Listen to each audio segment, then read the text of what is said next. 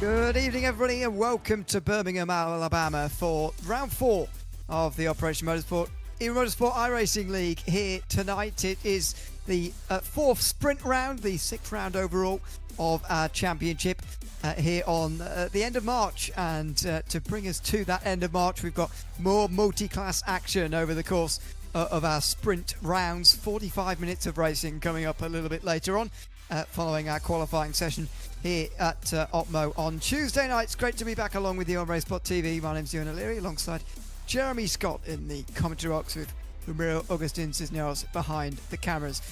This circuit, Jeremy, in the last few days even, has hosted IndyCar racing, other series as well. It has down the years indeed. My goodness, it is a tricky racetrack though to bring us to the halfway mark of our season overall. It's an absolutely fantastic facility. If you ever have the chance to go, I highly recommend it. So much elevation, so many changes. And while you think you have some dangerous turns, you got to watch out for the falling mannequins as well. And there's indeed a schedule of all the other Racespot TV live broadcasts. The next round of this series overall, indeed, it will be live on this same time, same place at the Virginia International Raceway. Mosport and Road America will round out our races here at rounds 9 and 10 to the end of this season 12 schedule. Let's have a look at some of the standings after the opening rounds of this championship. Still really getting going with these standings. Elias Roman is currently leading the way in LMP2, only by a point. It's been a real slugfest between he and Matt Smotherman. Louis Rios and Justin Bessett are not that far away. Zachary Page rounds out the top 5. Tanner Masters, Gene Kelly, Kyle Shook and Trevor H are not that far away either, although they haven't been at as many rounds. Martin Wallace is leading in the 992.2 category, 8 points in front of Chris Glandon. Quite a big gap, really, considering the class. Chris Glandon there second in front of John Solada by 3 points. Then the gaps get a little bit larger. Skylar Vicaroy, Ty Shearing, Nicholas Salaputis, Willie Brennan and Scott Andrews, the 8 drivers to have scored points so far. In GT3, Chance Sheffield is leading in front of Jason McSparron, 8 points there.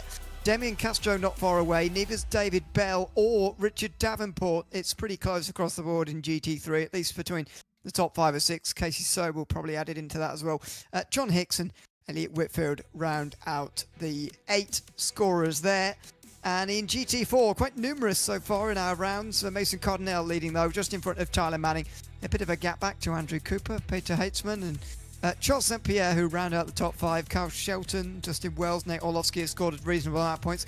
Rui Farina Pereira only has 1 so far, but I'm sure we'll get more over the course of the remainder of this season. While I've been going through that, the qualifying session has just opened up, so everybody gets the track to themselves, but only 15 minutes to set the times, and in any case the track will be a little bit less congested than what it has been in recent weeks. But there is an immediate illustration of just the difficulties we're going to see here. We'll ride on board with somebody for a lap in a moment, but Jeremy, this is such a difficult racetrack. That was the section down turn 7, 7A, 7B, 8, 8A. Very complicated as far as the numbering is concerned. Very complicated for the drivers to negotiate as well. One of the more bizarre and difficult chicanes to negotiate in the world of, certainly on this racetrack, maybe in the world of American racing as well. Yeah, they call this the Alabama roller coaster that you're going through right now. As you see, track temperature 23 degrees Celsius, 74 degrees Fahrenheit. Air temperature 21 degrees Celsius, 69 degrees Fahrenheit with overcast skies.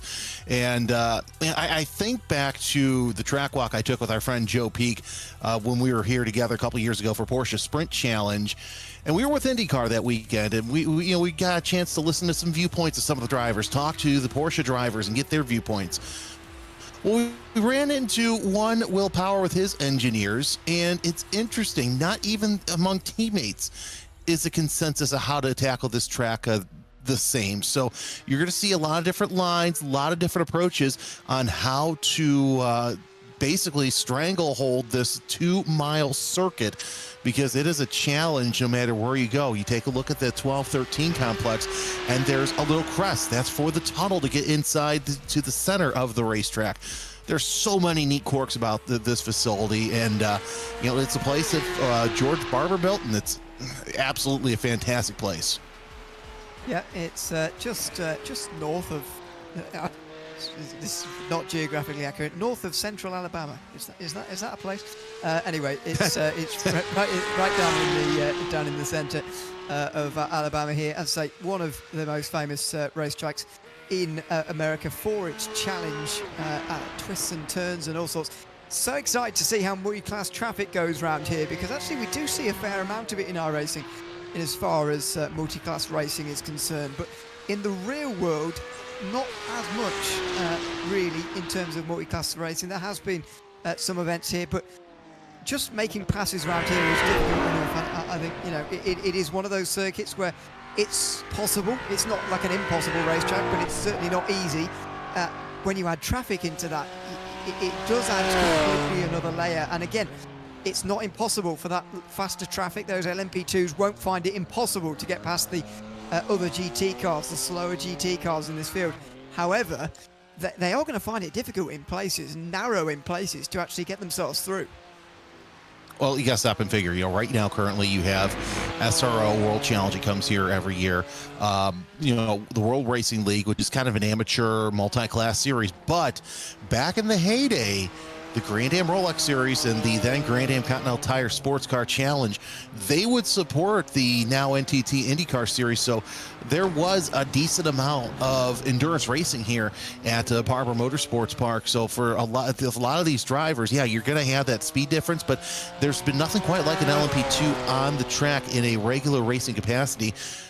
I can't say anything about any vintage races here, but I would imagine that, you know, they've seen some LMP1s, LMP2s, some vintage champ cars on the circuit.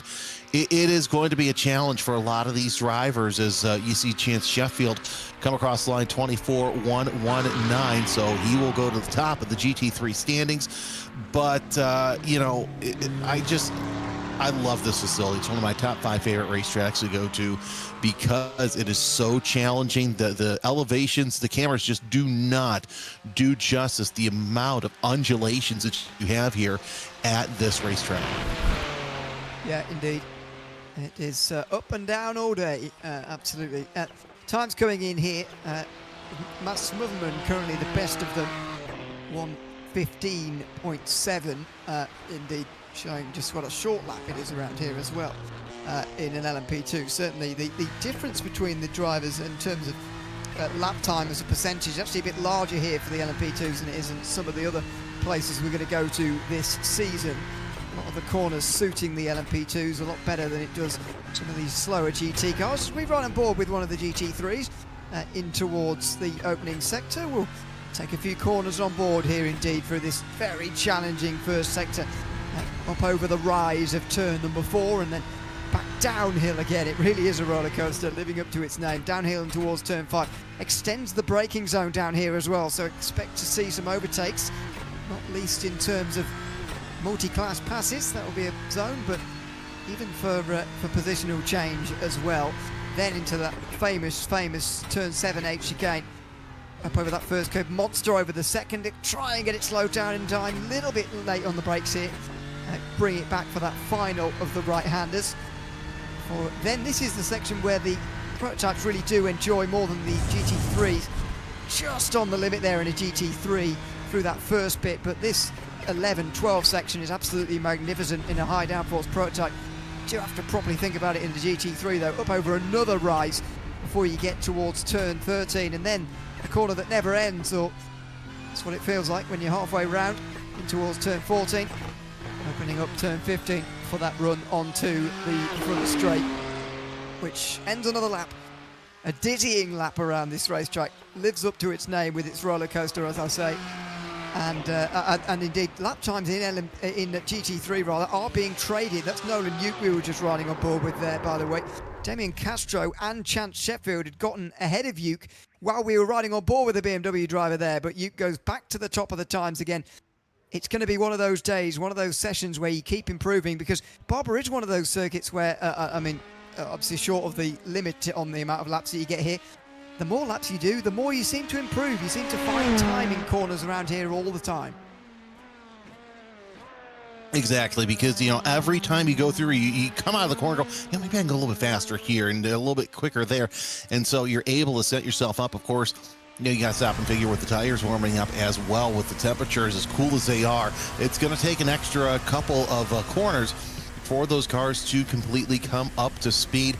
Look at how Labie is just working his way around, and you see that difficulty right there. Coming out of turn 12, you're going uphill, and right when you want to settle the car up, that's where it just goes away, because you're right there on that crest of the hill as the infield tunnel works its way through. Now, everybody's asking, well, why is there an infield tunnel? Well, first of all, you got all those figurines in there too, and every once in a while, you'll get a VIP area for somebody who wants to, sponsor a race or a corner. But either way, it is just such a neat facility. And don't even get me started on the museum over there at turn 7.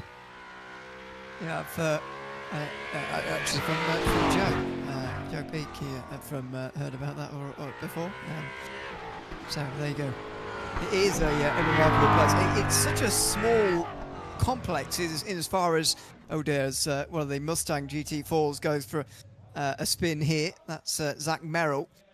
I think it's the final driver in GT4 to actually set his time here. Jonathan Labie is still out there. I'm not sure he's got any times remaining, but you are permitted to carry on driving after you've completed your qualifying laps. They just won't count towards your time, so could use it as a bit of practice for the next 5 minutes. But anyway, it's a small complex in the sense of the actual parameters of where they are. You're constantly double backing on yourself here. Turn 2 and 3, for example, hairpin that effectively spits you out parallel to the pit straight, and then into another hairpin, turn 5, parallel to that straight, and then into another hairpin, turn 7 and 8, after that very technical chicane. It is a facility that's almost cramped in as well, but they do cram a lot into this small space, and it does add something as well, I feel, to it, having such a small racetrack. I mean, look at the pole time here, what looks like the pole time for Max Verstappen at the moment, a 1:15.5. There's something about a short racetrack, and I think America maybe does it better than a lot of other countries. A small racetrack, everything very tight, compact, confined, gives the place a lot of character. It really does. And what's neat from the commentary box is you have the view of all 4 crossover points, right there. You can see a good portion of the racetrack, which is really, really nice. You can catch them coming out around turn 15 through 1. You lose them through 2, and then you see them crest the hill at 4. You lose them right there at 7. You're missing a good part of Sector 3, but either way, you can still see a lot of the racetrack. And if you don't have any monitors really to watch, or it's kind of tough to watch as the checker flag is out on the session, you can still see a lot of the racetrack. And that's one thing, look, I love the classic tracks, but it's really neat to see so much of the road courses. Here we go then, let's have a look at the starting grid as the qualifying session draws to a close. Max Verstappen does indeed take the pole, it's by a margin in the end, 0.8 of a second in front of Zachary Bates. Tanner Masters and Justin Bassett are on row 2 in front of Jonathan Labie and Jacob Little, who are on row 3. Those are your LMP2s. They'll be followed by the 992.2s, but there'll be GT3s mixed in within these. Martin Wallace is on pole here, only just in front of Chris Glandon, with Tyler Guillemet and John Salada then a little bit further behind. Scott Andrews and Stephen Rayner then are next on row 3 of the 992.2s. These GT3s will be mixed in among those, including Nolan Uke. We'll see if we can get his surname on there. He's in first at the moment in front of Chance Sheffield, Demian Castro, Richard Davenport and Casey Sobel, who rounds out the 5 GT3s. And then once again, the most drivers participating in GT4. Tyler Manning is in front of Carl Shelton by 1/4 of a second. Zach Merrill and Nicholas Batista then on row 2 in front of Peter Hitzman and Andrew Cooper then on row 3. And I thought we had one more, but indeed we don't. So 6 GT3s as well. We're very evenly split across the board, in fact, as the drivers get themselves underway. Not long before we get ourselves going here from Barber, Jeremy. It is going to be very busy back there. Look at the way the 992.2s and the GT3s are mixed up, but for the LMP2s, they've got to get underway to a clean start here through the tight turn 1 and 2. Yeah, it's easier said than done. Especially when you're going downhill, you got to really get on the brakes and then make your way left into turn 1. Ask Scott McLaughlin how that works if you end up in the grass too. So you got to make sure you keep all 4 tires on the pavement, especially cold tires, because one thing leads to another. That gravel trap's not really going to stop you, but we'll see what the LMP2s can do here. Indeed, they will be given the stage as the pace car pulls in. How long does Matt Smotherman wait before going? He's going to wait a little bit longer at the final turn. Sometimes you see guys just going immediately, but he pauses for a second and then the green flag waves and he can go. Oh goodness, look at the traffic behind as well as the GT classes get underway, all on top of one another. The 992.2s with the GT3s mixing in as they always do here at Operation Motorsport. Fantastically so as well. Nolan Uke leads that part of the field in front of Chance Sheffield and Damien Castro, then Martin Wallace and Tyler Guillemette, who are the first of the Porsches, followed by Chris Glandon. He's trying to get involved with that indeed. Out front, Matt Smotherman leads by some distance, but look at the start at the bottom of the screen. A spin indeed in the background from these LMP2s. That is Bessett, it looked like. No, it wasn't Bessett, excuse me. Jonathan Labby has gone for a spin and he will go to the back of the GT field. So now he's going to have to work his way through the circuit as the LMP2s make their way onto the back straightaway. Go through the 9 and 10 complex. I think once they get these tires underway, it's going to be flat out through 9 and 10, through, as they call it, the switchback. Now through 11 and 12, they make the uphill and downhill, and then back uphill once again as they set themselves up for the turn 14, 15 complex, which takes you on to the straightaway. Here's Tyler Guillemette, your 992.2 competitor. He's your leader there with Martin Bob Wallace in tow right there. So a great showing for him, as Chris Glandon also closing in for the top step. But still, kind of interesting. Normally these past couple of races, and we've been seeing the GT3 traffic behind the 992s. Well, you got two GT3s up ahead of the Porsches. Yeah, very interesting to note that. Chance Sheffield, now the leader of the GT3s, by the way, got down the inside of Nolan Uke into turn 14 on that lap. Let's have a look at some replay from this start here, because a lot's gone on. Damien Castro was with those two, I said it at the time, but went for a spin through 2 and 3 on the opening lap. There was only just avoided by one of the Porsches, but you see, it doesn't take much of a spin to get embedded within the GT4 field. There was all sorts going on. I think that was Bessett going down the inside there, blocking up maybe, or maybe he was involved. But anyway, it was Jonathan Labby who went for the spin, depending on the power, out of turn 5, and in the end couldn't get it turned back round in time to get in front of the GTs, who all come past. Kyle Shelton, oh, this is going to be a big hit over the top of the hill, and it's good that he wasn't collected by anybody there either. That's a big hit for Kyle Shelton and big damage after going wide there through turn 12.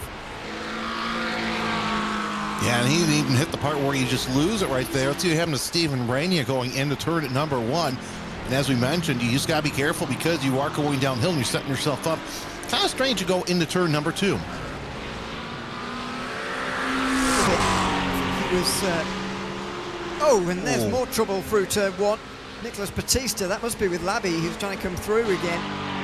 And that is a little bit more common to see multi-class traffic, I suppose, getting tied up through there. I think Rayner, though, was just thrown off, deceived by what was going on in front of him. If there wasn't any contact, just been thrown off by it. But either way, don't think we've got anybody out of the race yet, but we do have a couple of damaged cars down the back end of the field. Nicholas Batista, in fact, has to serve a meatball now. So that will take a little while for him.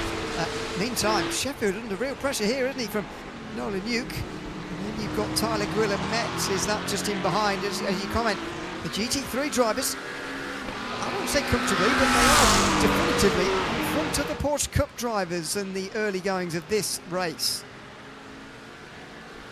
Yeah, so that's actually quite nice to see Sheffield and company up at the front. I know that he's been having some struggles there, that McLaren, but still makes his way through. You're watching the battle for second at LMP2 between Zachary Beisch and Tanner Masters making their way. Oh, that was a heck of a save around that GT4 Mustang. And once you get to a point where you have to commit to the pass, it doesn't matter where it's at, you're still going to have to do it as you're watching Beisch just walk away from Masters coming around turn number 5. Yeah, indeed. This is really the best of the rest, if you like. Matt Smotherman was dominating here, and it's not even 5 minutes old, this race, and he's leading by nearly 4 seconds. Just shows you how strong he is around here, and indeed this is not an outlier in this season. He's been very, very strong from the beginning, and from the beginning of this race has started out strong as well. 5 minutes gone and 4 seconds his advantage. Chance Chetfield holding the narrowest advantage in the classes at the moment. Nolan Yuke still in behind him. Charlie Guillemet is then next, and that is a good start from him as well. We briefly touched on it in the opening lap when what was going on, but Guillemet started, don't forget, behind Martin Wallace and Chris Glandon in the Porsche Cup category. Not only has he got past them, he's got nearly 2 seconds away from them as well. This is a definitive lead for Charlie Guillemet as well. Yeah, absolutely fantastic to see that work his way around. But either way, you're seeing Martin Wallace closing in on Guillemet, losing ground, I should say, again, on Guillemet. But still, it's, man, what a great race that Guillemet's having, up 2 spots. He and Glandon and Wallace trying to battle out for who's going to step out where on the podium. Yeah, indeed. Quite important for the championship come the end of this season as well, this, by the way. These two have started out very well. Charlie Guillemet has not been at so many rounds so far, so is obviously going to find it difficult to score points, but these two have very much been here so far. Here's that battle in GT3 again. I do really enjoy the fact that in this series that we don't class split in as far as the race beginning is concerned, and we just let them off as they qualified in the GT class. It really makes for an exciting start, as we saw. The LMP2s always do get a split to the rest of the field. They are very different cars and machines after all compared to these, but it was an exciting start, and it is very notable. You picked it up immediately how these GT3s are in front of the 992.2s, but I don't know what you put that down to. Is this just the layout, the racetrack suiting the GT3s more with their assist compared to, although that's not even true anymore either, is it? The Porsche Cup cars have the assist nowadays as well, that the GT3s do. But very interesting that this is the circuit where they've started to take control. Maybe it's the drivers getting better in GT3 versus the Porsche Cup cars, or maybe it is the layout here at Barber. I mean, that could, there's a lot of variables there too. Also, you might want to put it down to look at the Cup cars. They don't have as many aero bits as the GT3 cars do, so they're able to get into the corner just a little bit harder. They've got, thicker tires to grip these corners more. There's so many corners compared to the amount of distance of the track, so that's got a lot, I think, to play in it too. But I think it's just so many variables, and I would not be surprised if it's a point of drivers just getting better, especially because, look, we've seen Sheffield throughout the season slowly make his way to the pointy end of the grid. Either way, this is going to feel great for him, no matter where he finishes, as long as he finishes somewhere on the podium. Yeah, indeed. That, by the way, that LMP2 is Jonathan Labby trying to come through. This is actually a past 4 position. Shows you how much time you lose when you spin on the opening lap. It doesn't get much better in the later laps, to be fair. Oh, that was close. Scott Andrews very nearly cleaned up by a couple of Cup cars there. And he's having a bit of trouble getting turned back around again. Oh, that's Damien Castro out of control from a long way out.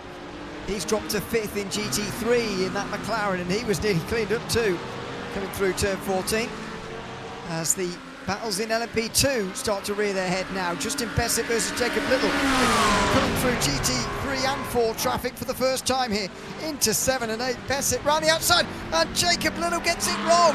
Don't know whether he clipped the curb there or he was just deceived by the LMP2 in front of him, but he spins off to the gravel on the left-hand side of the road, and he will drop a long way back now in this LMP2 class. And at least he's lucky he wasn't fully beached in there as he worked his way down turn number 7, or really even that he was high centered, because you stop and figure these are raised apex curbs. It's an Alan Wilson track, and that's his legacy. A lot of the facilities that you go to that Alan Wilson tracks, they have the higher curbs. They don't have the gator curbs like you normally see at most racetracks. But also take a look at all the gravel that Jacob Little brought onto the track as you see the replay here. I'm kind of keen to see if he lost it or if he was helped around. Let's take a close look, and he just lost it. He just hit the curb, and that was that. Yeah, I think again slightly deceived, oh, it was close. It was close. But no, I agree with you. I don't think he actually did hit him. I think he got close, but I don't think he did actually get into him there quite. it was close. It might have contributed just as he was trying to lock it up and not hit the back of the driver in front. May have just tried to lock up and spun it around to the left-hand side there. Hasn't lost any positions overall, not that that really matters anyway, but he is still comfortably in front of Jonathan Labby, again showing just how much more costly a spin on the opening lap is than what it is 10 minutes into the day. Well, Zachary Besh here is only just in front of Tanner Masters. It's another battle between these two. It's for second place. The gap continuing to grow to Smotherman at the same rate it was before. After 5 minutes it was 4 seconds, 10 minutes it was 8. You do the maths on where that's going to be after 45 minutes, but Besh is doing a good job at the moment, holding off Masters, and pretty comfortably, I'd say, keeping this second place. And it'll be interesting to see if when Smotherman decides to come into the pits, how big he can grow that gap, so he doesn't have to worry about Besh or Masters, as they can close in really quick. But either way, it's still 8.8 seconds separating the first to this battle for lead, as Casey Sobel gets a black flag. This is Nicholas Batista on replay. Oh, he's clipped the first curve there at turn 11 and gone for a spin in the BMW GT4. Pull forward out the way of the onrushing traffic. So, flag for Sobu in the lower part of the field. He's already the last running GT3, Casey Sobu. So, unfortunately, he's already stopped actually. It might have been the scheduled stop. Well, yeah, maybe. 33 minutes to go. Oh, and that's Andrews. More trouble for Scott Andrews. So looking at the timing screen at the time, but yeah, that's a tow back to pit lane. Still no retirements from this race, by the way. Hopefully Scott Andrews doesn't become the first. Yeah, definitely don't want to see that, as you see the battle for second really heating up between Besh and Masters around turn number 5. Let's watch it happen to Andrews, and just off course, and gets back on. Does he make any contact with anybody? No. Oh, that was close. Was close. He did make contact with the tyre barrier in the end, but it's so easy to do, isn't it? Coming through turn 13 into 14 like that. You're walking a tightrope through that right-hander, because you do want to get quite close to the grass on the left-hand side there. Open out that right-hander as much as possible, but you don't want to clip the grass and just get pulled off in towards it, and you're lucky not to find the wall round there. So it's a shame for Scott Andrews, but that's the tightrope you're walking through this corner. So tricky, and there you see it as well. Masters going a little bit wide there. Well, and of course also you gotta stop and figure that corner's getting tighter. Oh, it's really tight there, right by as you're coming through the pit in. Of course, pit in's going to be interesting too, because you have one lane and you've got a wall once you turn in, and then you're staring down another bit of Armco just before you have to turn in to get into the pit. So that's going to be interesting to see drivers try and hustle their way around. You also have this great battle for second in GT4 with Peter Heitzman and Zach Merrill. By the way, Tyler Manning gone 13.2 seconds ahead of the rest of the field. Yeah, absolutely gone in GT4. We've seen this before, indeed, from Manning. I seem to remember him doing this on the opening day at Road Atlanta. He was pegged back at Watkins Glen. He had Mason Cardinell, who I don't think is here today, getting close, and indeed beating him on that day at Watkins Glen. But at the moment, Manning is a long way out in front, very reminiscent of the opening race of the season. That was a bit wide from Zachary Besh on the top of your screen, as we go to Zach Merrill on the bottom of the screen in the battle for second in GT4. Peter Hitzman is swarmed by traffic there of different types as well. In fact, that was Chance Sheffield and Nolan Uke battling right around him there. The battle for second on the top of your screen in LMP2 goes side by side into turn 1. Chance Sheffield and Nolan Uke were side by side through 2 and 3. Sheffield goes wide again there at turn 5, but Nolan Uke still trails in there in that BMW. So you looking like he's trying to get up there and get to the point, but Sheffield making that McLaren mighty wide, especially through the corners. Now they work their way around the the museum corkscrew down into 7 and 8. And yeah, that's a creek there on the left-hand side of your screen, and want to stay away from that as they work their way through the switchback once again. Man, this is some great racing. We're seeing lots of battles all throughout, and almost makes you wish we could race at Barber every week, because with this is probably the most battles that we have seen at one time with these guys this season. Yeah, I've thoroughly enjoyed this so far. I don't know whether it will grow old after 7 or 8 weeks and seeing it in a row, but you know what I mean. It's not a bad idea. It's a fantastic opening 15 minutes that we've seen here so far. Although not for some, I've got to say. Scott Andrews is still down on pit lane there. We might not see him again in this race. Hopefully he'll come back out. Nicholas Batista's got another meatball there. I think that's his second of the day, and that could prove fatal for his race, unfortunately, as well. He's down the back end of the field, currently only ahead of Scott Andrews, down towards the bottom end of the field overall. So that is a real shame, but we may have a couple of retirements further down this field. Chad Sheffield and Nolan Yuke still going at it, although Tyler Guillemette is increasingly further behind them now. These GT3s pulling away, but who's it going to be between these two? At the moment, there's very little to choose between Sheffield and Yuke. Yeah, there's very little to choose. Basically, any passing zone that you could try and get, Yuke just cannot catch up to Sheffield. But either way, this battle will rage on. Of course, I think pit stops will have a part to play in it. Now you take a look at the battle for 992 lead with Chris Glandon, and Martin Bob Wallace through the switchback. Right there, you've got another LMP2 battle that will come into play here in just a little bit. And yeah, that's the base Masters battle around turn number 11 and 12 as they set themselves up for 13, 14, and into left-hander 15.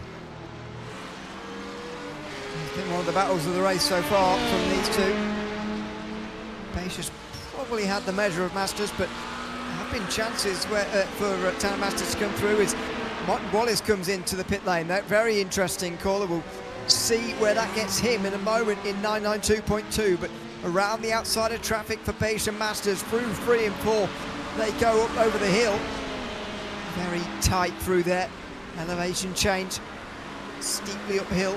And steeply back down again as we follow the two big battles in the field on your screen at the moment. And elsewhere, Wallace in the pit lane making an interesting call there. 27 minutes to go, only 5 minutes from half distance already, can you believe it?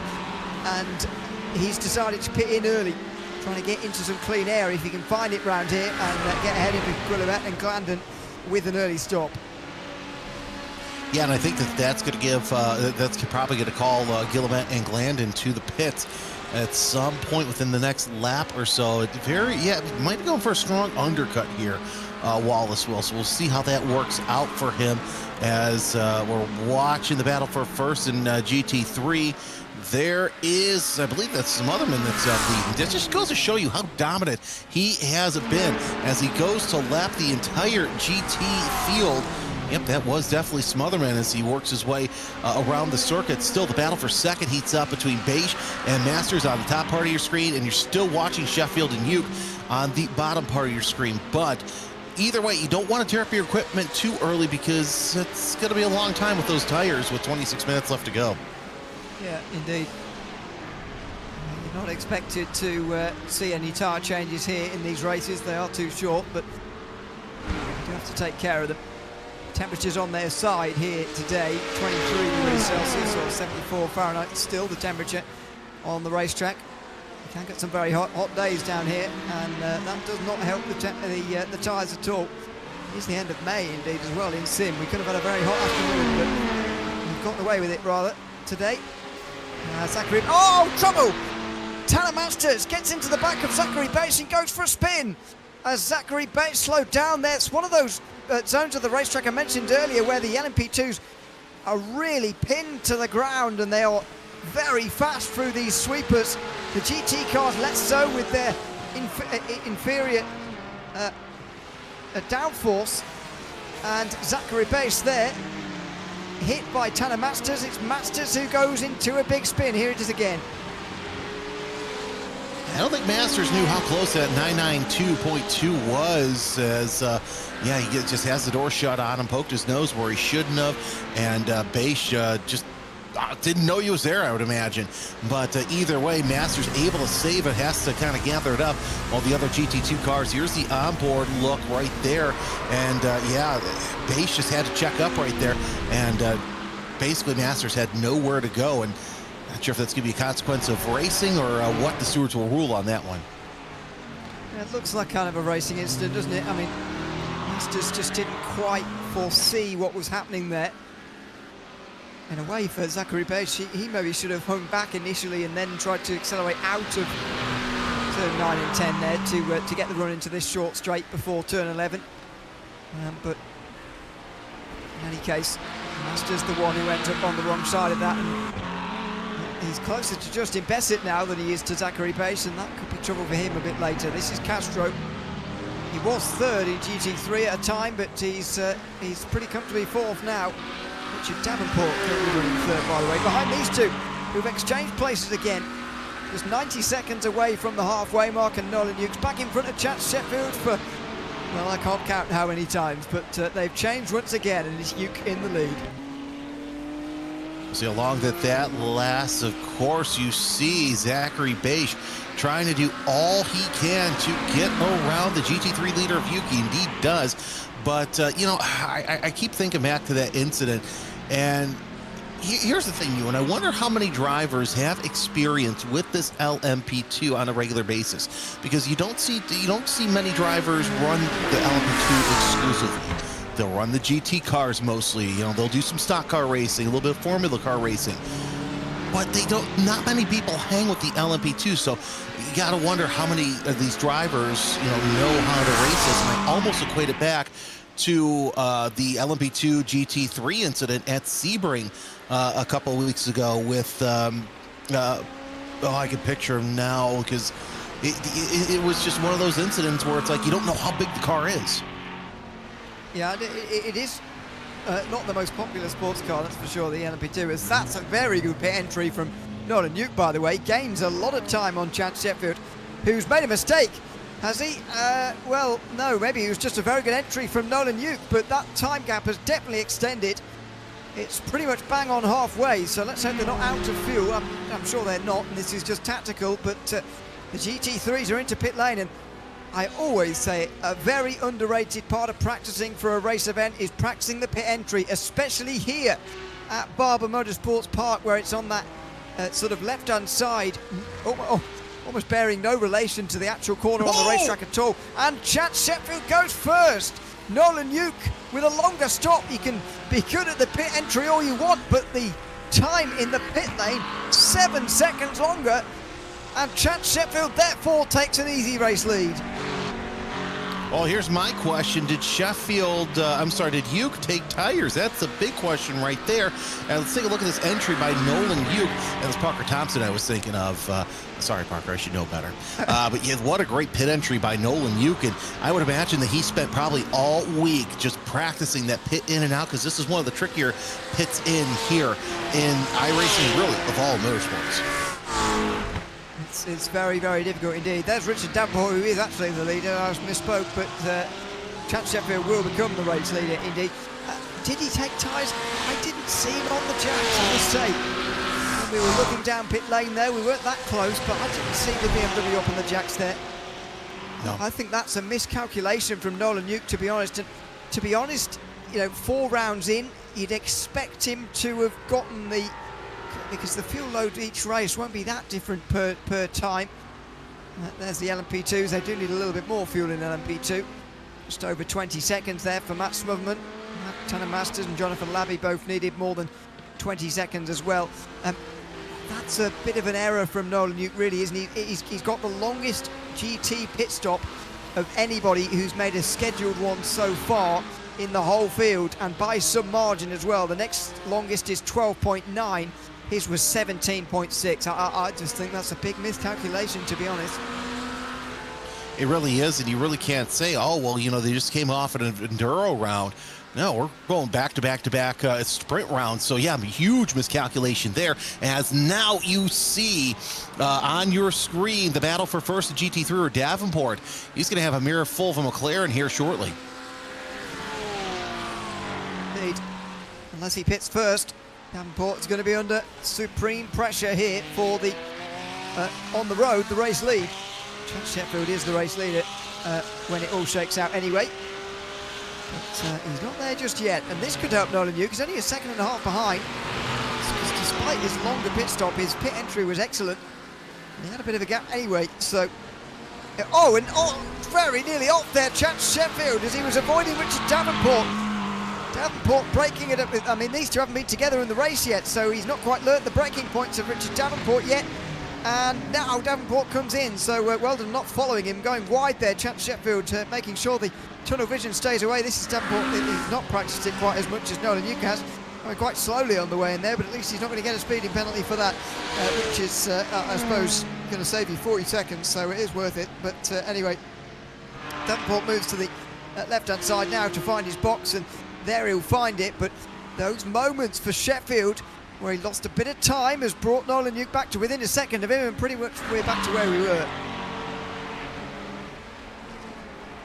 So Yuke last time, well, of course, you know, you got to stop and figure too that Sheffield had to work his way through traffic. 24-1, 22-8 out of Yuke. So let's see what he can do. As you see the flash of the lights by the LMP2. I think that's going to be Masters making his way around and trying to get up through the field after that mid-race spin. But yeah, now the game's afoot for GT2. As you see Chance Sheffield, he's going to have to hold off his adversary Nolan Yuke here in just a little bit.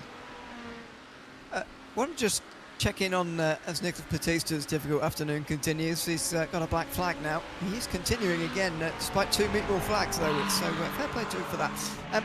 In 992.2, Tyler Guillemette and Chris Glandon are still going. He said at the time Martin Wallace's pit stop that they might well come in to react. Well, they haven't done that. Very interesting that they've decided to carry on for so long, because now the guys who are carrying on are actually in the minority. All of the LMP2s have come in, although of course they're on a different fuel schedule to everybody else anyway. But within 992, they are 2 of 3 who have stopped already. The GT3s for the most part have stopped, so now even Davenport has been in there, so they're very much in the minority of not pitting here. Very interested to see why Guillemette, especially Glandon, who was closer to Wallace, to be fair, than Tyler Guillemette, why they've decided to carry on for so long here. Yeah, that's got kind of making me scratch my head a little bit, and they may have to pit together here within the next couple of minutes, because you would think that they would want to pit, you know, at the earliest opportunity, get that done and out of the way, and run the rest of the race with the full tank. But Guillemette and Glandon still, I think they are the only ones. No, Rainier's not pitted either, so a good portion of the 992.2 have not pitted. Your top 3 in GT4 also running a longer tank so far, with 17 minutes left to go in this race. I'll tell you what, Nolan Yuke, give him the round of applause, because while he lost 6 seconds in the pits to Sheffield, he's gained all that time back and almost then some, as now he's knocking at the door for the lead. But there's Tyler Guillemette, 5 seconds ahead of Chris Glandon for the 992.2 class, and sits 7th overall, so good showing out of those guys. But either way, it's only going to be a matter of time before they're probably swallowed up by GT3 traffic. Oh dear, this is busy, isn't it? Lots of different lanes going on. Damien Castro trying to stay out the way to a degree. Martin Wallace was one of them coming past there. Or is that him just in behind? Wallace is just around Castro here, in terms of the order anyway. And it's all very busy around. Castro's got Richard Davenport behind in there. So we'll check in with those, and we'll check in with the leaders again in GT3 as well. All the stops have happened that need to happen in GT3 now. And it's down to these two to fight for the win. Even though Nolan Yuke's pit stop was much longer than Chance Sheffield's, he's been able to claw his way back on terms and back into this fight, and he's given himself 15 minutes to find a way through as well. He's got plenty of time on his side. Oh! Did he have a spin? Well, yeah, he did, because he's very slow. Yeah, he's disappeared suddenly, and he's in. He might have hit the wall on the way through.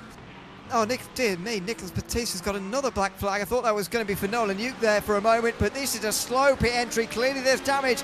It's not visual, I've got to say, on this BMW. Now let's see this again. We joined them here through the first of the fast sweepers. He seemed to disappear over the second of them through turn 12, up on the power over the crest of the hill, and he has hit the front right corner pretty hard. That's Nolan Yuke's challenge for this race win, surely over there in that mistake. Yeah, we were talking about that. That was one of the areas I highlighted that would be a problem zone for a lot of drivers, and unfortunately a bit of early race leader. Rania doing all he can to stay out of the way and almost ends up having Smotherman in the back of him. But either way, your overall LMP2 leader 14.5 seconds to the good of Zachary Beisch. But man, you gotta feel sorry so bad for Nolan Yuke. That half-second gap is now 29.8 seconds to the bad. So we'll see how he tries to close up, but I think Sheffield's going to dance his way to a GT3 win, barring any sort of incident. Smart Smudman, who rejoined it very nearly, did have some sort of incident out the final corner there.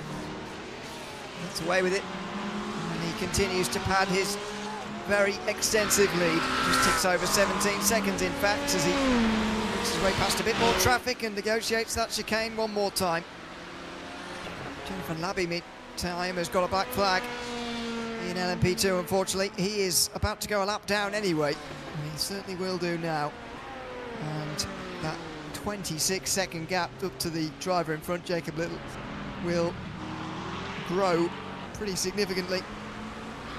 So the likelihood of him gaining any more places here is diminishing fast, unfortunately, as we see Nicholas Batista losing over the top at turn 4. And the problem here at Barber Motorsports Park, when you can struggle with the layout, whatever, the problem is that mistakes are punished around here with a collision with the wall very, very often. Here's John Salada going for a big spin, and he's one of the lucky ones. That's a high-speed spin, and he gets away with that without hitting anything. Well, of course, I was talking to another driver earlier today in a different interview, and we were talking about how, yeah, you could be great here, you could get a great layup, but the one thing you're missing between here and real life is the seat of the pants feel. And I think this is the #1 track where you really need that seat of the pants feel to feel when the car just decides to unload right in the middle of the corner, or as we mentioned right there, coming off of turn 12, where you have that rise and fall. As you see Andrew Cooper coming out of the pits, 13.4, Zach Merrill 13.3, but that is as good as iRacing is. Shelton misses pit stop, a pit box. Couldn't find That's interesting. That's very weird, but either way, yeah, this is just one facility where you need that seat of the pants feel in order to get through, because here, turn 4, you lose it, you see how the cars just rise a little bit, and then you got the downhill turn 5, so it's a tough challenge for these drivers today. Such a difficult challenge, although not many easy circuits this season. Peter Hitzman is battling with Zach Merrill, and this is the rejoin. Hitzman just about in front of the Mustang. He's in the bottom right. He's pulling over there to let Merrill through. So a battle for second, a legitimate one too. Hitzman only pitted 4 laps ago. He'll be able to make it to the end from there. And these GT4 pit stops coming late, of course, but a battle for second emerging as a result. Tyler Manning leading by a very, very long way. And that's no surprise considering how he started and indeed how some of the races this season have gone. But what about the battle for second? That's down the inside from Hitzman. Merrill gives him the room, to be fair to him, through turn 11 and 12. But Hitzman's still there on the outside through 13. It's a long, long way around there. Wonder whether he might duck down inside through 14, but he's not able to do that. Merrill able to stay in front. into 15. He will consolidate the place over the line, but this could be a fight to the end between these two, and here comes Hitzman again. Good run up the final corner towards turn 1. He'll have a look down the inside. He'll brake late. Not a traditional overtaking chance. There's contact, and Zach Merrill goes into a spin. The two behind slow, and Andrew Cooper's one of them. He'll take the 3rd place in GT4 away as Zach Merrill sent into a spin by Peter Hitzman. I've got to say, I'm sure Andrew Cooper probably saw the light flash before his eyes as you see the pop out there by Hitzman, and he just, it looks like they both are just going for the same piece of real estate. A little bit of a hip check, and sometimes that's all it takes as you are so unloaded there, right there at the depression of turn 1. And here comes Andrew Cooper. Let's see, we're going to see how close that he got there, but either way, that could have been nasty, and it could have been nasty really, really fast. I saw it all happening in front of him there, did Andrew Cooper. He's in that McLaren just in behind there, so he's not far away from 2nd place either. That's Nolan Uke meantime. Despite his trip to the pit lane, is still 2nd in GT3. This is the battle for 2nd in GT4 as he goes. Now for me, I think it's difficult to pin that one on Merrill. I think Hitzman there on the inside is just going past the apex a little bit too much for me. To the side of Merrill as Shelton has gone for a spin here also. Oh, another GT3 just squeaking past. We've had a lot of near misses tonight, that is for sure. Stephen Rayner here, maybe with another one of them. He's down in last in the GT3s at the moment. And that's not going to be helped with it. Excuse me, it's not last. Sorry, he's not in the GT3s either. He's in the 992.2s in 4th place at the moment, goes for a spin. Out of turn 5. Still no stops from that top 2, by the way, in the Porsche Cup class. Now, as I say, finally they come in. Less than 10 minutes to go. That must be their limit. Willamette and Glandon unable to go any further, and now dragged in, kicking and screaming with 8.5 minutes to go. That's a 5.5, I'm sorry, 6.5 out of Willamette, and let's see what Glandon does as he is into his pit box.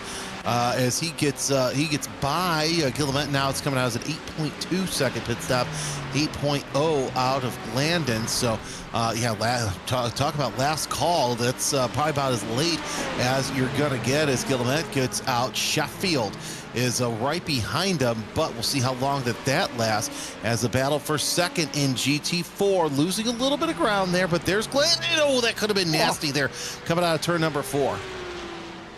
Yeah, still 2nd in 992.2. Martin Wallace not close enough to have an impact really on this race, and maybe that's why those two carried on for so long. There's the 2nd place in GT4. Might be our closest battle to the end here in the final 10 minutes of this one. Peter Hitzman just in front of Andrew Cooper, who's passed by one of those LMP2s down the inside into turn 1. That's Tanner Masters actually. See by the 3 lights on the side of the LMP2 there. Right on the outside of Hitzman. And then dives towards turn 5. Constantly looking in your mirrors at a GT4, and especially around here as well. It feels like there's just constantly traffic just right behind you. Yeah, still, you see Smotherman 21 seconds, and Uke cannot, lost a little bit of ground to Sheffield. Couple battles here that we're watching those. This is not one from Smotherman. Just the class of the field once again in LMP2 as he has just opened up such a world of hurt there, and he's able to get around to the slower lap cars with pretty much ease. I think Smotherman is caught on to this class pretty quickly, as you see Zachary Bache and Tanner Masters 2nd and 3rd. Masters now 5 seconds behind Bache, and Jacob Little, we talked about a little bit earlier on in this race, he's about 5 seconds I'm sorry, Justin Bissett, he's 5 seconds behind Tanner Masters as well. There's not many big gaps in LMP2, when you take out the leader, of course, but battling at the moment. You can see the pit stops down the left-hand side. Everybody's made their stop now, apart from... no, everybody has made them, sorry. Fooled by Jonathan Labby's last pit lane trip was a drive-through. I think. he has made his proper stop as well, though, over the course of the day. There's the movers and shakers. I believe that's overall moves up and down. That's why the LMP2s don't see so many. In GT4, though, we've seen some real big gains. Peter Hitzman moving up to second has been one of the success stories of this race. He was probably qualified fifth in his own class anyway, never mind what he was overall. It's a long, or a big gain, sorry, overall of 6 positions. He's only just in front of Andrew Cooper, though. More traffic in behind, and he's got just 5 minutes to hold on to this second place, and that Porsche was indecisive. Oh, and the LMP2 behind has just hit the wall as well. It's all happening here around this battle for second in GT4. These two just want to see the traffic go away, but a LMP2 crashes behind, and a GT3 can't seem to pass these two at the moment. And that was Jacob Little who made the crash. There's a spin up ahead. What is going on here? As that car, that GT2, was Casey Sobel in the 83. That's another driver who wishes the night could just end right about now. Let's see what happens. And just misjudged Cooper's speed there coming off of turn number 10.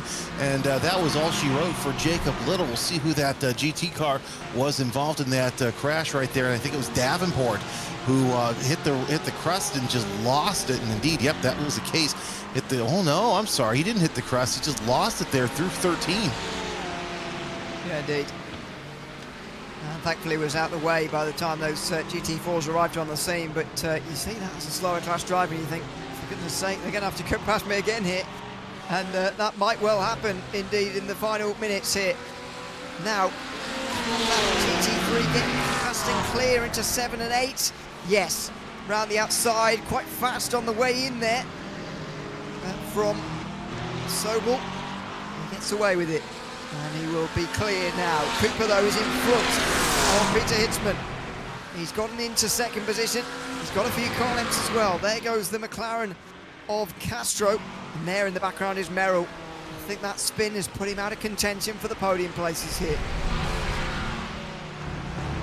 Now what could have been, should have been for Merrill, and right now you're seeing Cooper trying to hold off hit the Hitzman, as Sobel's lost some ground as well. Not sure if he had a little bit of a spin or what exactly happened, but Sobel falling back behind once again, Cooper and Hitzman. So he's got to work his way around with about 3 minutes and change left to go. So only a couple laps left to go in this race, and it's still a tight battle for the bottom step of the podium, as we see a replay with Sobel through 9 and 10, and turn 10 just catches him out once again, touches the curb just a little too hard, and ends up in the grass.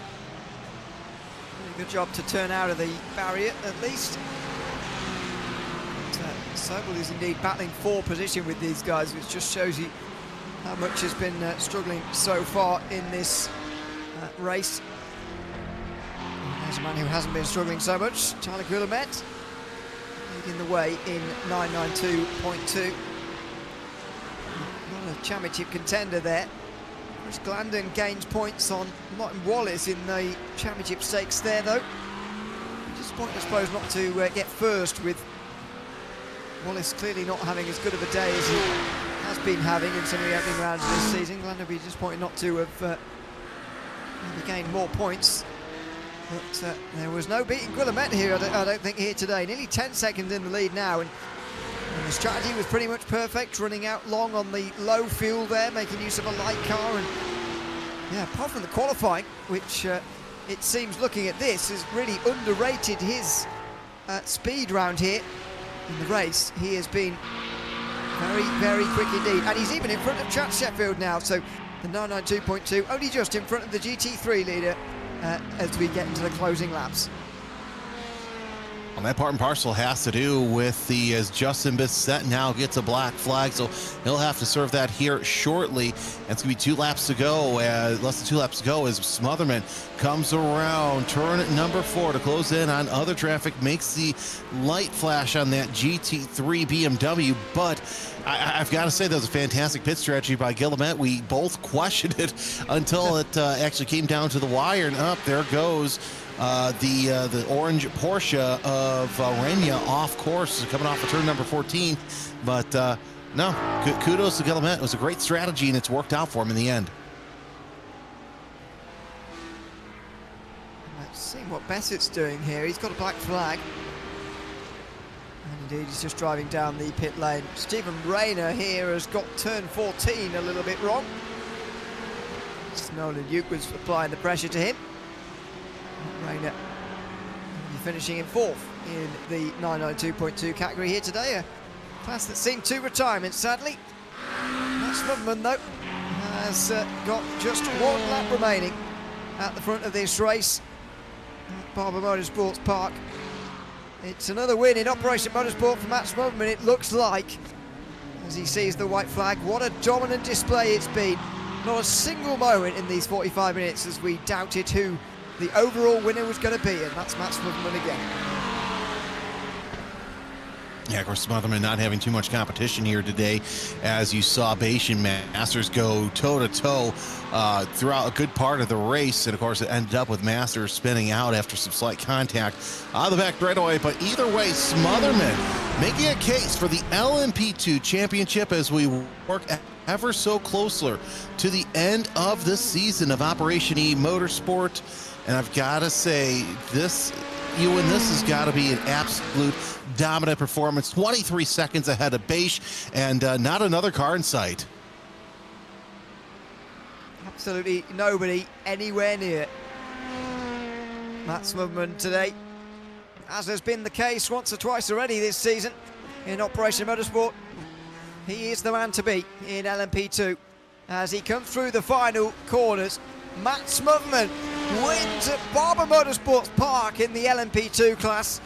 23 seconds and more over the rest of the field, leading every single lap and adding a full total of points to his tally once again in this quest for an LMP2 championship. Some of his bigger rivals missing here tonight.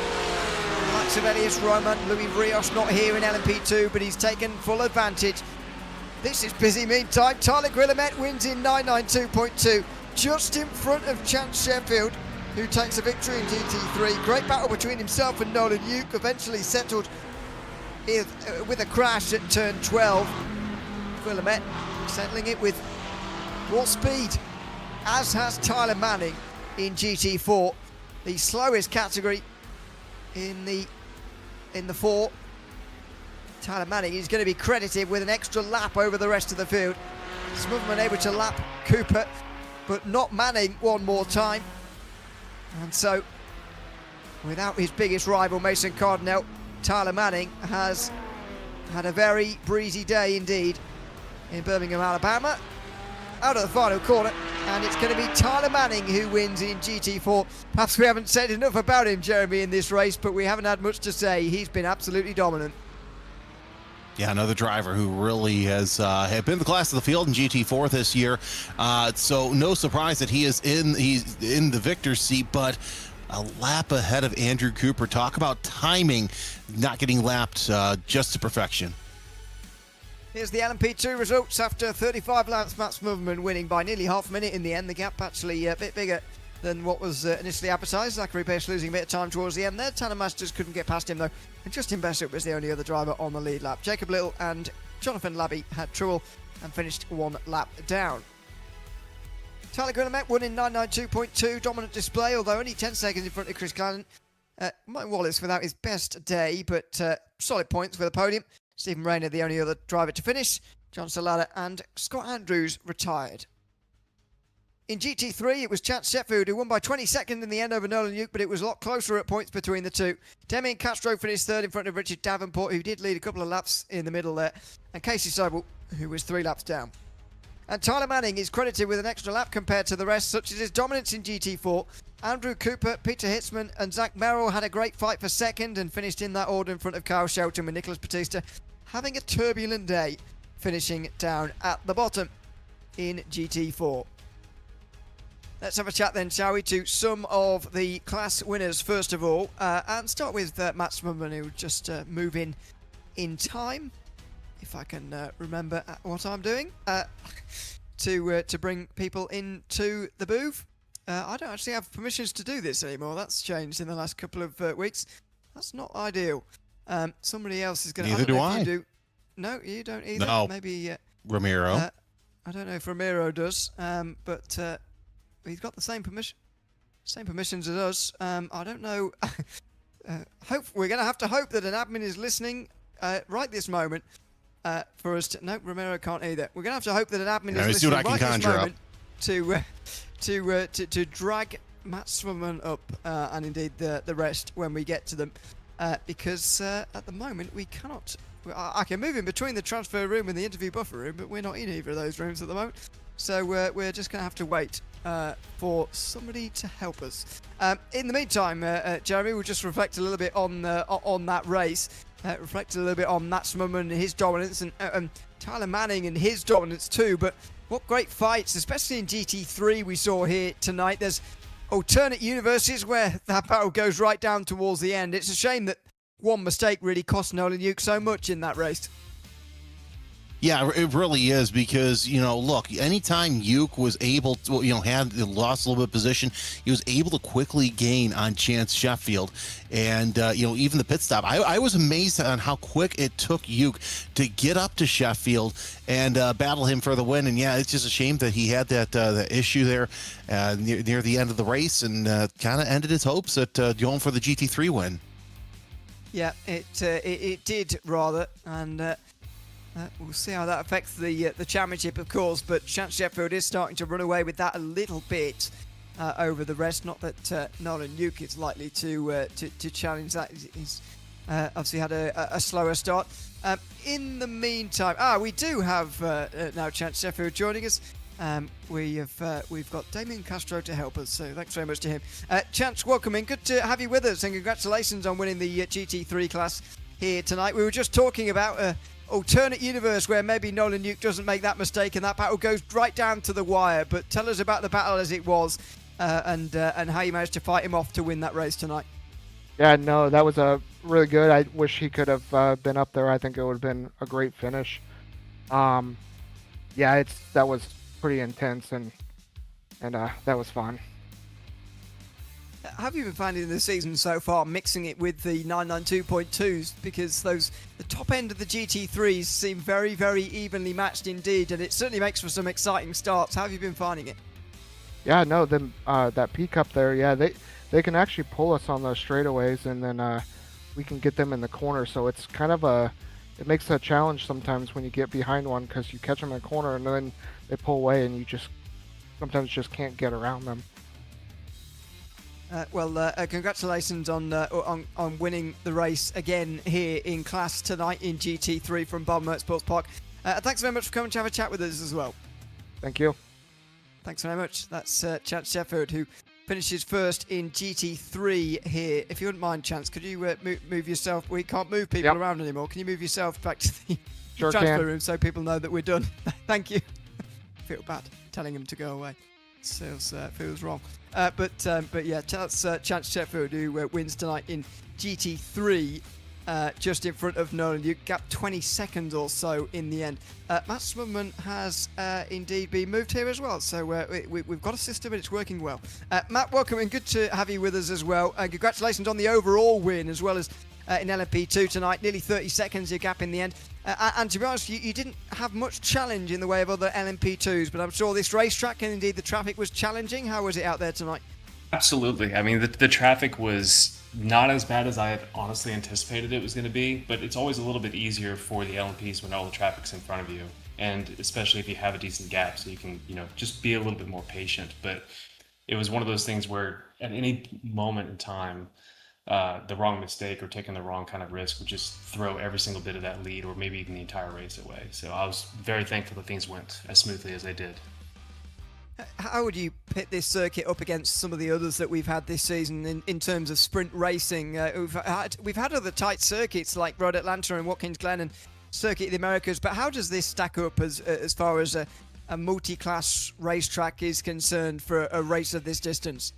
I will say that it stacks up surprisingly well. I would have said that Road Atlanta would have been a really good one, but I just remember, I would get PTSD nightmares just thinking back to that with all of the traffic and the multi-classes. You just felt like you were always constantly just running up on top of another car. But for some reason, the layout of the track and the way everything worked, it just seemed to work a little bit better. I'm not sure if it was the wider turns and the wider track so everyone has a little bit more space to give each other some elbow room, or if it's just the way it's set up. There's just certain tracks that just work out really well for that.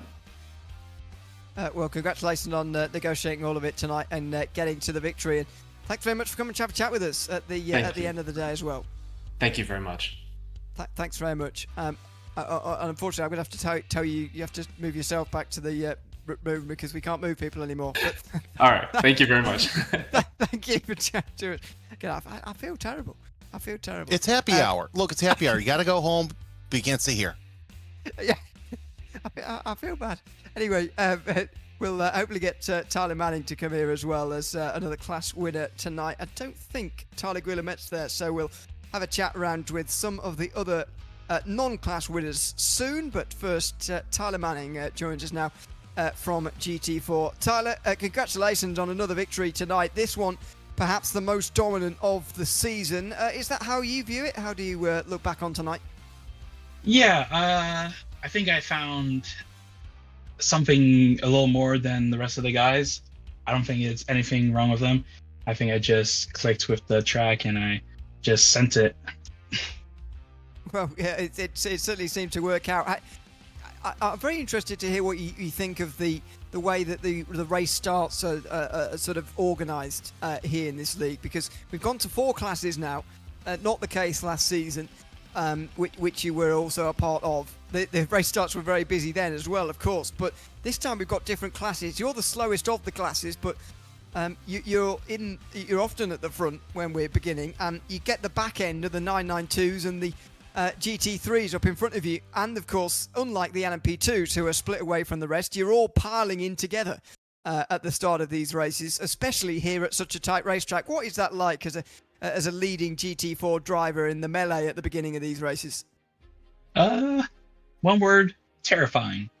Yeah, it's not the most pleasant thing ever. I definitely would have loved to have like our own split between the Cup cars and the GT3s, but it's kind of fun to get on in the mix with all the different classes. It's a little not annoying. It's a little oh my god, I'm about to be overtaken by those who've spawned during this chaotic mess in turn 1 or 2, 3, 4, wherever they spin. But yeah, it's fun. It's chaotic. You hope that you survive. Yeah. Well, congratulations on surviving and winning tonight, Tyler, and thanks for chatting to us again as well. Thanks, man. Have a good one. All right, thanks very much. That's I briefly dropped myself. Tyler Manning, who wins in GT4 tonight. Let's have a chat around some of the other categories, starting in LMP2, and Tanner Masters, who will join us now as well. Tanner, welcome in. Good to have you with us from LMP2. A 3rd place finish for you tonight. At times, looked like you were going to be getting into 2nd place. In the end, Zachary Page able to hold on to that position. Tell us about the fight between yourself and Zachary. Yeah, so first frustrating fight for me in a long time, and not on his end, but it was great. I mean, we had really good pace match. Like, I don't think times-wise we were that much different, but coming in through the fast chicane there, I think I asked too much of the car. Could have sworn I was going to have the car tucked in on the inside, and it just didn't want to do what I wanted to do, and I just grabbed the back end of Zach with my diffuser and or with my canards and spun the car around. The problem was, like I said, our pace was so close that like throughout the rest of the race, I just kind of watched our gap tinker between 6 seconds here, 7 seconds here, and there was no gaining it back, I think. And in the end, a 3rd place finish for you tonight, but a respectable finish for sure.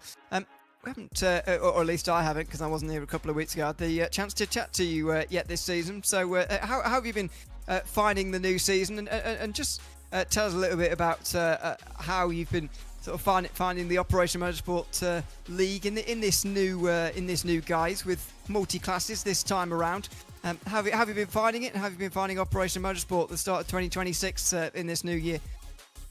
Yeah, so usually my leagues with them in the past have always been like single makes and stuff. I've never been in the prototype car before, outside of the Operation Motorsport endurance gang or team, how you want to call it. A few of us run. So this has been the first time I've ran the P2 in the Operation Motorsport League, as well as running some multi-class. It's been a bit hectic at times. I think is the safe word to say. But I feel that this time around we have a lot of really good drivers, and then the drivers that maybe they're not as fast, but they're very aware and they know their craft and they know kind of racing etiquette, and it's made zipping around in the P2 really easy, and that's something that you don't see in a lot of leagues. And I think Operation Motorsport has really kind of dialed in that kind of culture into the drivers in a good way, and so the drivers that are coming in that are new and stuff like that, they come into this league and they immediately find that the culture here is a little more focus on your craft. Have a great time, but like try not to throw caution to the wind, right? Focus on being a better driver, and I think we're seeing that pretty often here now. Yeah, absolutely. Well said. Thanks for chatting to us at the end here, Tanner, and congratulations on a podium finish overall tonight. Yeah, absolutely. Thanks, guys. Thanks very much. That's Tanner Masters, who finishes in 3rd place overall tonight, and indeed in LMP2. Let's go down to GT3 once more to have a chat to some of the other drivers. Nolan Duke joins us now. Nolan, welcome in.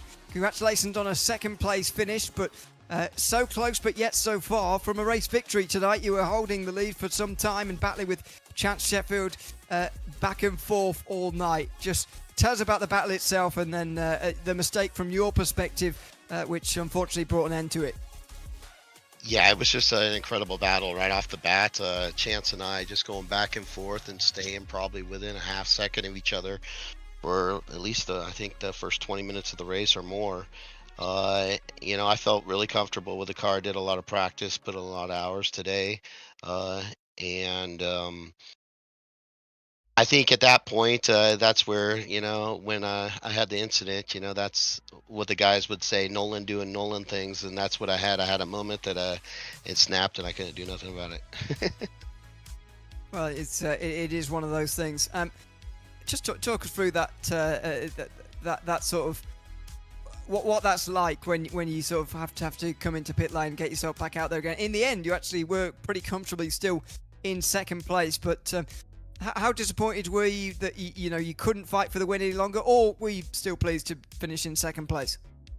I'm always, of course, finishing on the podiums, great, but the disappointment was there initially, but I think because a lot of the practice and understanding where my pace was and where I currently was in the standings, I kind of knew that if I just kept it together, I could get back out there and still turn laps and probably maintain position. So it's you don't want to quit in front of your guys too, your brothers and your sisters that you're racing with. We're all competitors out there, and it's always more fun when we have more people racing with us. So well, absolutely. Congratulations on getting to 2nd place nevertheless in GT3 tonight, Nolan. Good to see you out there, and look forward to seeing you again in a couple of weeks' time. Sounds good. Thank you, sir. Thanks very much. That's Nolan Duke finishing in 2nd place in GT3 tonight. And finishing off in GT3, Casey Sobel going to join us now too from tonight's race. Casey, welcome in. Good to have you with us after a 5th place finish in GT3 here tonight. How did you find Barber Motorsports Park? Such a difficult racetrack to negotiate, and then we throw 4 different classes on there here for Operation Motorsport. How did you find it tonight?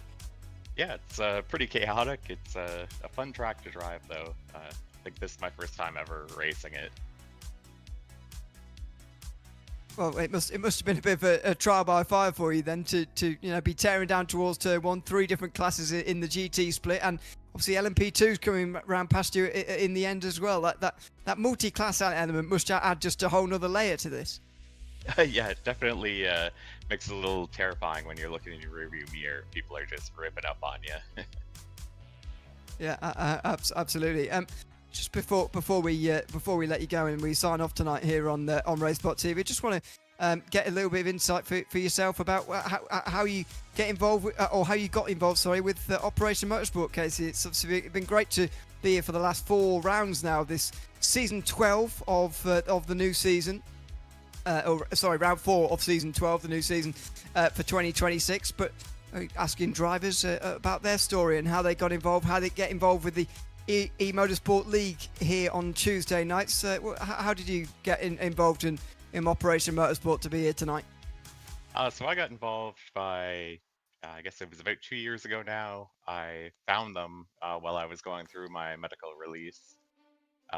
Just kind of reached out, ended up doing a bit of a mini series with Elvis Stoico, former Olympic skater, and last year I was with Radicals as a pit crew helper, and then this year I gave it a whirl in the eMotorsports, and I'm loving it so far. Well, it's great to have you here, and we'll look forward to seeing you again in the coming weeks for the remainder of this season. Thanks for chatting to us tonight, Casey, and we'll hopefully see you in a couple of weeks. Awesome, thanks. See you later. Thanks very much. That is Casey Sobel, who finishes in 5th place tonight in the GT3 category here at Operation Motorsport. Another Tuesday night of racing here at the Operation Motorsport League. It's going to be VIR next time out. We'll be live on the 14th of April. Same time, same place as you found us here this week. We're normally live just after 7 p.m. Central Standard Time. The session opens for those who are racing at just after 6 Central Standard Time in America, I believe. I've got that correct. So get in for practice and then in for qualifying by the time we go live here on RaceSpotTV every other Tuesday night. It's been a pleasure to have you along once again here at the 4th round of the Operation Motorsport eMotorsport iRacing League here tonight. I've been Ewan Leary alongside Jeremy Scott with Ramiro Augustin Cisneros behind the cameras here from Barber Motorsports Park. We'll be back in the next 2 weeks at VIR. Hope to see you then for the 5th sprint round of our season. But from all of us from Barber, it's goodbye for now.